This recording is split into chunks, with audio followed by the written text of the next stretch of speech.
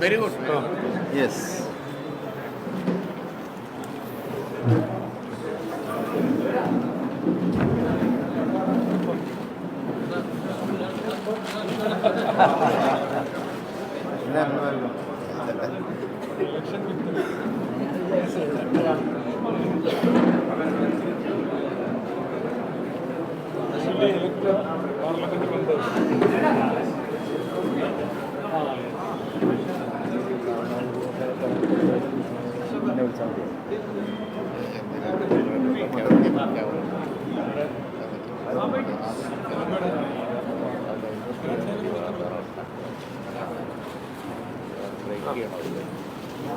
For conducting the election, Me?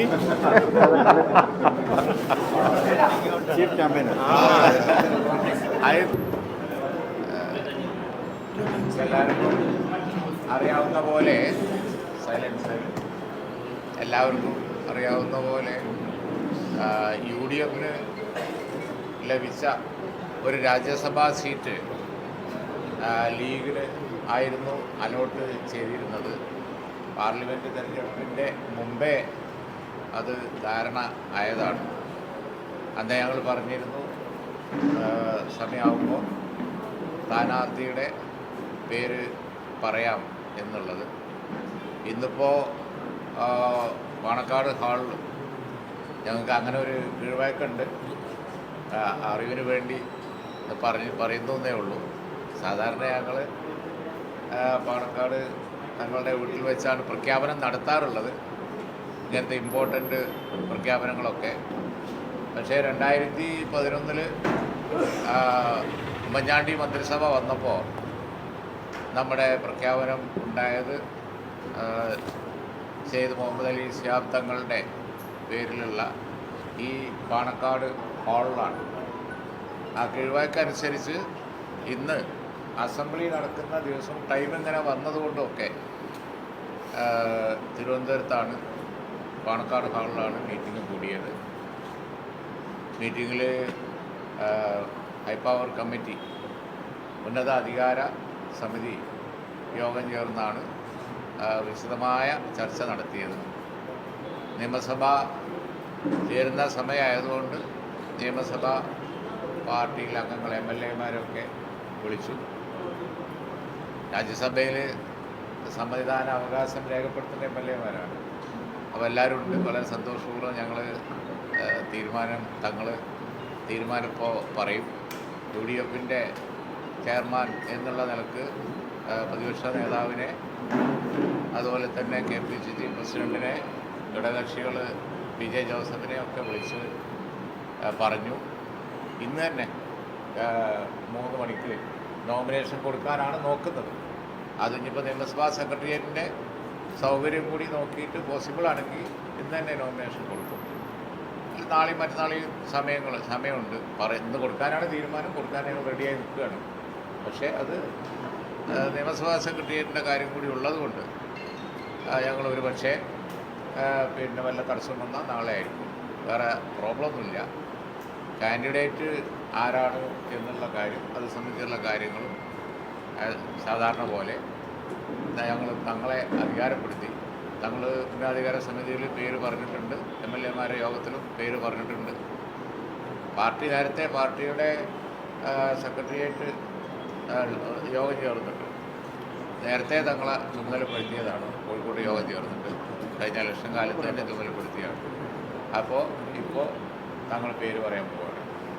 അത് കഴിഞ്ഞാൽ നിങ്ങൾക്ക് എന്തെങ്കിലും വിശദീകരണം ഉണ്ട് എങ്കിൽ പറയാം.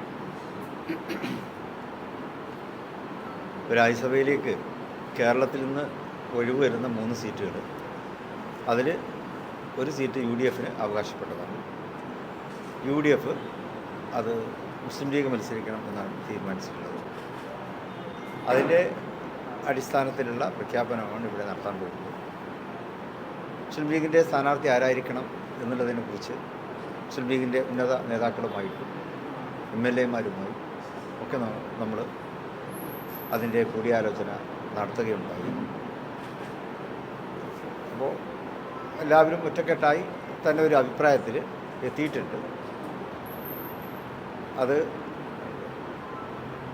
ഡൽഹിയിൽ മുതിർന്ന അഭിഭാഷകനും ഇന്ത്യൻ ലോയേഴ്സ് ഫോറത്തിൻ്റെ പ്രസിഡൻറ്റും ഓൾ ഇന്ത്യ KMCCയുടെ പ്രസിഡന്റ് കൂടിയാണ് BK ഹാരിസ് ബീരാൻ. അദ്ദേഹത്തെയാണ് മുസ്ലിം ലീഗ് UDF സ്ഥാനാർത്ഥിയായിട്ട് അവതരിപ്പിക്കുന്നത്. അദ്ദേഹത്തിൻ്റെ പേര് ഇവിടെ പ്രഖ്യാപിക്കുകയാണ്. നേതാക്കൾ എല്ലാവരുടെയും കൂടിയാലോചിച്ചതിന് ശേഷമുള്ള ഒരു തീരുമാനമാണ്.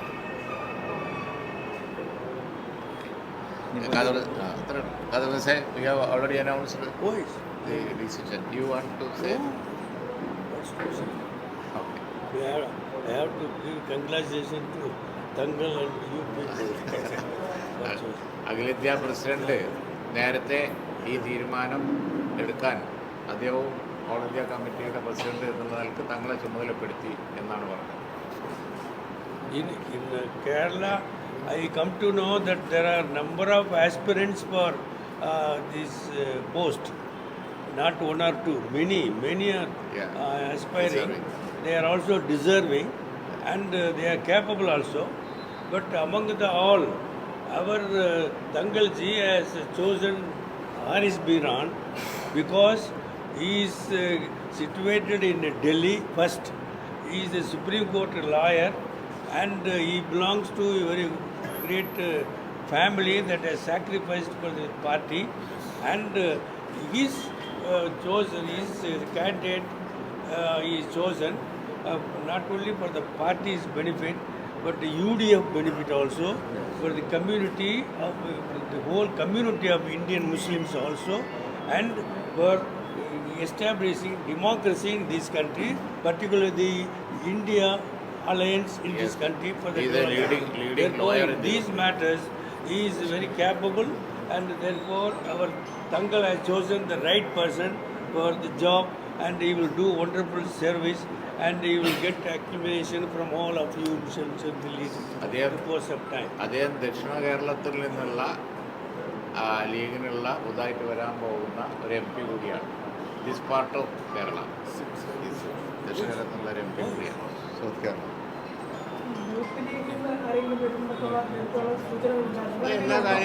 എല്ലാ കാര്യങ്ങളും പരിഗണിച്ചതിന് ശേഷം തങ്ങളെടുത്ത തീരുമാനം. യുവജന പ്രാതിനിധ്യത്തെക്കുറിച്ചാണ് നിങ്ങൾ ചോദിക്കുന്നുണ്ടെങ്കിൽ താങ്കൾ പറയും. അദ്ദേഹം ഒരു യൂത്താണ്. ഹാരിസ് ബീരാൻ ഒരു യുവാവാണ്, ഒരു പുതുമുഖവുമാണ്. അദ്ദേഹത്തെ സംബന്ധിച്ച് പാർട്ടിയോട് എപ്പോഴും കൂറും ബഹുമാനവും പുലർത്തുന്ന ഒരു ലീഡിങ് അഡ്വക്കേറ്റ് കൂടിയാണ്. യുവാക്കളെ സംബന്ധിച്ചിടത്തോളം മുസ്ലിം ലീഗിൽ ക്യാപ്പബിളായിട്ടുള്ള ഒരുപാട് യുവാക്കളുണ്ട്. സംഘടനാ രംഗത്ത്, അതുപോലെ തന്നെ പ്രഭാഷണ മേഖലയിൽ അവരൊക്കെ പാർട്ടി വളരെയേറെ അഭിമാനത്തോടെ കാണുന്നവരാണ്. അവരെല്ലാം പാർട്ടി തുടർന്നും പരിഗണിക്കും. അവർ തന്നെ ആയിരിക്കും ഇനിയുള്ള കാലത്ത് പാർട്ടിയുടെ മുന്നിൽ നിന്ന് പാർട്ടിയെ നയിക്കേണ്ടതും പാർട്ടിക്ക് വേണ്ടി മത്സരരംഗത്തുണ്ടാകേണ്ടതൊക്കെ അവർ തന്നെയായിരിക്കും. യുവാക്കൾക്ക് വമ്പിച്ച പ്രാധാന്യം കൊടുക്കും ഭാവിയിൽ എന്നാണ് തന്നെ. അടുത്ത സീറ്റ് എന്നുള്ളതിനകത്ത് എന്നിട്ട് ധാരണ വെച്ചിട്ടുള്ളത് അല്ല, ലീഗിന് രണ്ട് സീറ്റ് ഉണ്ടാവും. അത് സംബന്ധിച്ചൊക്കെയുള്ള ക്ലാരിഫിക്കേഷൻ നേരത്തെ പറഞ്ഞതാണ്. ആ ഡിസ്കഷൻ നമുക്ക് ഇപ്പോൾ വേണ്ട, വേണ്ടത്ര സമയമുണ്ട്. ലീഗിന് 2 സീറ്റ് ഉണ്ടാവും. അതിൻ്റെ ഡേറ്റ് കാര്യം അതനുസരിച്ച് നോക്കിയിട്ട് പറയും. Okay, thank you. സ്ഥാനാർത്ഥി ഇപ്പോൾ വരും. സ്ഥാനാർത്ഥി എത്തുമോ? വന്നുകൊണ്ടിരിക്കുകയാണ്. അതാണ് ഞാൻ വളരെ ക്ലിയർ ആയിട്ട് പറഞ്ഞല്ലോ. എല്ലാം പറഞ്ഞു. ഇന്നിപ്പോ 3 മണി എന്നാണ് വെച്ചിരിക്കുന്നത്. സബ്ജക്ട് ടു നിയമസഭാ സെക്രട്ടേറിയറ്റ് അപ്രൂവൽ നമ്മൾ മാത്രം തീരുമാനിക്കണമല്ല. അല്ലേ? ഹാരിസ് ബീരാനോട് എത്തി. ഹാരിസ് എവിടെ എത്തിയോ? വേഗം കയറാൻ പറയും.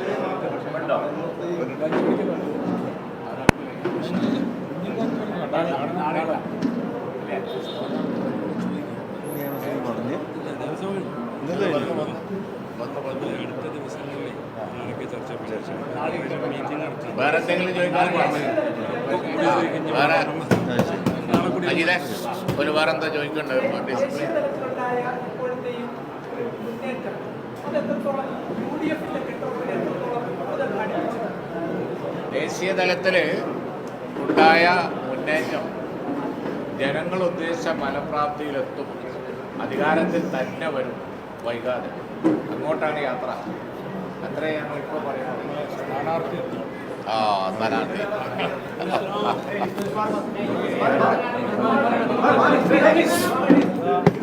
ഓക്കെ ഓക്കെ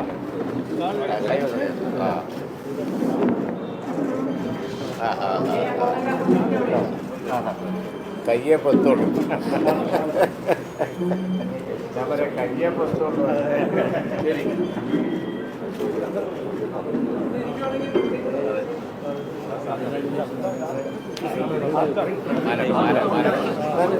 ആയിരുന്നേ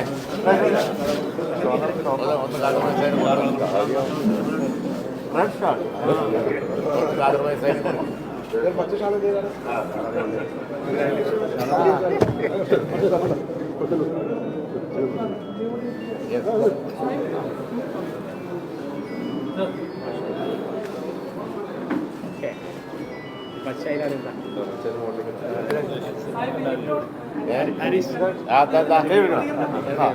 രാജ്യസഭ മെമ്പർ ഇവിടെ ഉണ്ട്.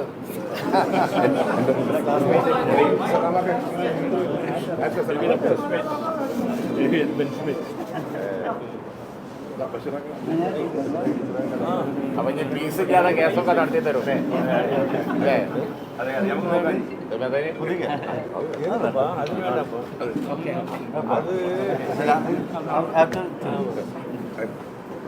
അപ്പൊ ഞങ്ങൾ ശരിയാണ്. എത്ര വലിയ ദൗത്യമായിട്ടാണ് ഇതിനെ കാണുന്നത്? കാരണം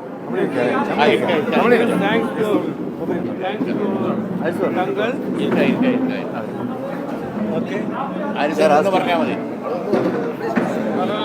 ആരിസേ നിന്ന് പറഞ്ഞാലും മതി. നിന്ന് പറഞ്ഞാൽ ഈട്ടിനെ മാറേണ്ട, ഈട്ടിനെ മാറേണ്ട. ആരിസം ചെയ്തു.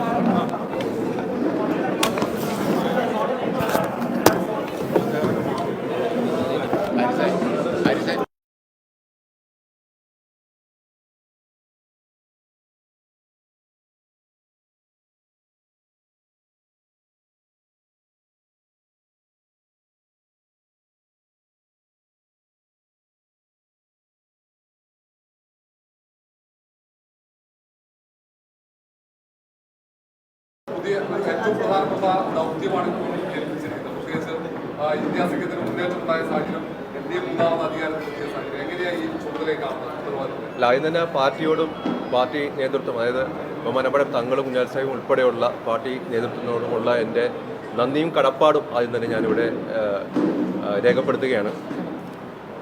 വളരെ ഒരു ക്രൂഷ്യലായിട്ടുള്ള ടൈമിലുള്ള ഒരു ഇലക്ഷനാണ് ഇപ്പോൾ നടക്കാൻ പോകുന്നത്. രാജ്യസഭയിലേക്കുള്ള ഇലക്ഷൻ നടക്കാൻ പോകുന്നത്. എന്നെ സംബന്ധിച്ചിടത്തോളം ഞാൻ ഡൽഹിയിൽ തന്നെയാണ് 10-25 വർഷമായിട്ട് തുടർന്നുകൊണ്ടിരിക്കുന്നത്. അതുകൊണ്ട് ആ ഒരു പോസിറ്റീവ് നോട്ടിലായിരിക്കണം പാർട്ടി എന്നെ ദൗത്യം ഏൽപ്പിച്ചിരിക്കുന്നത്. മാത്രവുമല്ല, ഞാൻ കേരളത്തിലേക്കും ഒരു ഓഫീസ് ഇടുകയും കേരളവുമായിട്ടുള്ള ലൈസൻസ് എപ്പോഴും ഉണ്ടാവുകയും ഇവിടെ എൻ്റെ സാന്നിധ്യം ഉറപ്പിക്കുകയും ചെയ്യണം എന്നുള്ള ഒരു നിർദ്ദേശവും എനിക്ക് തന്നിട്ടുണ്ട്. അപ്പോൾ അതും നടപ്പിലാക്കും. ഇന്നത്തെ ഒരു സാഹചര്യം എന്ന് പറയുന്നത് ഭരണഘടനയെ സംരക്ഷിക്കാനുള്ള ഒരു സാഹചര്യമാണ് പാർലമെൻറ്റിൽ നമ്മുടെയൊക്കെ ഒരു ദൗത്യം എന്ന് പറയുന്നത്. ഈ ഭരണഘടന അവിടെ സംരക്ഷിക്കപ്പെട്ട് കഴിഞ്ഞാൽ പിന്നെ നമുക്ക് ഇതിനകത്തൊന്നും പേടിക്കേണ്ട ഒരു ആവശ്യവുമില്ല. അപ്പോൾ ആ ഒരു ദൗത്യവുമായിട്ട് മുന്നോട്ട് പോകാനാണ് പാർട്ടി എനിക്ക് നിർദ്ദേശം നൽകുന്നത്. പാർട്ടി എന്നിൽ വിശ്വാസം അർപ്പിച്ചിരിക്കണം. ആ വിശ്വാസം കാത്തു സംരക്ഷിക്കേണ്ട ഒരു ബാധ്യതയും എനിക്കുണ്ട്. ആ കാത്തു സംരക്ഷിക്കാനുള്ള എല്ലാ കാര്യങ്ങളും ആയിട്ടുമായി മുന്നോട്ട് പോകും എന്ന് മാത്രം ഞാൻ പറയും. ഒരുപാട് പേർ എംപിമാരായും അഭിഭാഷകരായും പ്രവർത്തിച്ച ഒരുപാട് പേർക്ക് വ്യക്തിപരമായി അറിയാവുന്ന ഒരാളാണ്. അവരുടെയൊക്കെ ഒരു മാർഗനിർദ്ദേശം തീർച്ചയായിട്ടും പൗരത്വ കേസിൽ ഞങ്ങളുടെ സീനിയർ അഭിഭാഷകർ എന്ന് പറയുന്നത് കപിൽ സിബലാണ്. അപ്പോൾ തീർച്ചയായിട്ടും അത് അവരുടെയൊക്കെ മാർഗനിർദ്ദേശം ഞാൻ നേടുന്നതായിരിക്കും. അതെനിക്കൊരു മുതൽക്കൂട്ടായിട്ട് തന്നെ ആണെന്നാണ് ഞാൻ കരുതുന്നത്. പൗരത്വ കേസ് കോർഡിനേറ്റ് ചെയ്യുന്നത് ഹാരിസ് ബീരാനാണ്. ഈ ന്യൂനപക്ഷങ്ങൾ ഡിഫൻസിൽ വന്ന പൗരത്വ കേസ് മറ്റു ഇപ്പം ആദ്യ വിഷയമായിട്ടുള്ള അഭിലാഷ മോദയുടെ കേസ് അങ്ങനെ കുറേ വിഷയങ്ങളിൽ അപ്പീൽ ചെയ്തിട്ടുള്ള അതിൻ്റെ ഭാഗമായ ആളാണ്. സ്വാഭാവികമായും ന്യൂനപക്ഷങ്ങൾക്ക് ഗുണമുണ്ടാകുന്ന തരത്തിൽ അതിൻ്റെ വിധികളും വന്നിട്ടുണ്ട്. സ്വാഭാവികമായിട്ടും ഹാരിസ് ബീരാൻ്റെ ഈ ഒരു സ്ഥാനമെത്തി അത് ലീഗിന് ആ അർത്ഥത്തിൽ കൂടി ന്യൂനപക്ഷങ്ങൾക്കിടയിൽ ഒരു സ്വീകാര്യത ഉണ്ടാക്കിയിട്ടുണ്ട്. അതുകൊണ്ട് ഞാൻ പറഞ്ഞത് എൻ്റെ ദൗത്യം എന്ന് പറയുന്നത് ഭരണഘടനാ സംരക്ഷണമായിരിക്കും. ഭരണഘടനയെ സംരക്ഷിക്കാത്ത സമയത്താണ് ഇങ്ങനത്തെ കേസുകൾ വരുന്നതും ആ കേസുകളിലൂടെ നമുക്ക് വിജയങ്ങൾ ഉണ്ടാകുന്നതും. എന്തുകൊണ്ടാണ് നമുക്ക് വിജയങ്ങൾ ഉണ്ടാകുന്നത്? ഭരണഘടനാ ലംഘനം നടന്നിട്ടുണ്ട് എന്ന് കോടതി കണ്ടെത്തുമ്പോഴാണ് ഇങ്ങനെ വിജയങ്ങൾ ഉണ്ടാകുന്നത്. അപ്പോൾ അതുകൊണ്ട് ഞാൻ ആദ്യം തന്നെ പറഞ്ഞത്, ബഹുമാനപ്പെട്ട തങ്ങൾ എനിക്ക് തന്നിരിക്കുന്ന നിർദ്ദേശം എന്ന് പറയുന്നത് തന്നെ ഭരണഘടനയെ സംരക്ഷിക്കുക, അതിനു വേണ്ടിയിട്ടാണ് നിങ്ങളെ വിടുന്നത്. ആ വിശ്വാസം കാത്ത് സംരക്ഷിക്കും. തെക്കൻ കേരളത്തിൽ നിന്നുള്ള ആദ്യ ലീഗിൻ്റെ രാജ്യസഭാ എംപിയാണ്.